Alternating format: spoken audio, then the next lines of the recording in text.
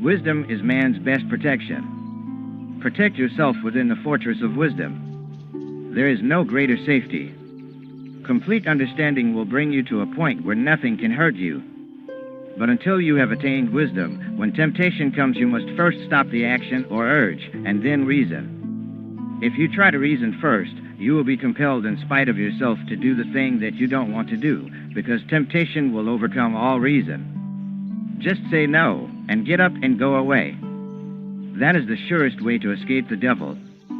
The more you develop this willpower during the intrusion of temptation, the happier you will be, for all joy depends on the ability to do that which conscience tells you should do.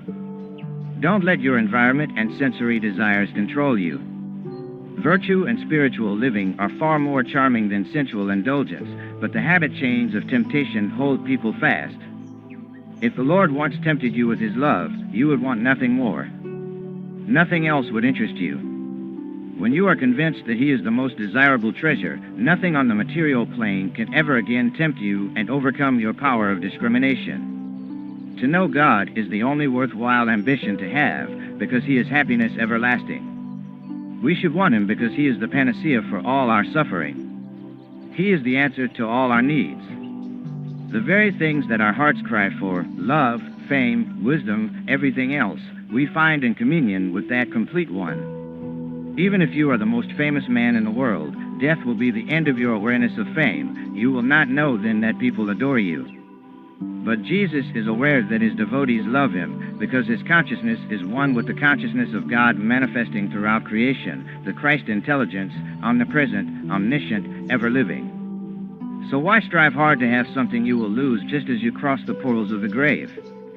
Money, fame, prestige, sense indulgence, material comfort, these are all pseudo-pleasures offered by Satan in place of the real joy of divine communion. Remember that temptation is powerful only because you have no sense of comparison with anything better. When you are strongly tempted, your wisdom is momentarily a prisoner of your desires and habits. But the highest way to freedom is to be so merged in the inexhaustible joy of God that you are able to relinquish all worldly pleasures in an instant. If you find true joy in this life, you will have it now and in the afterlife too.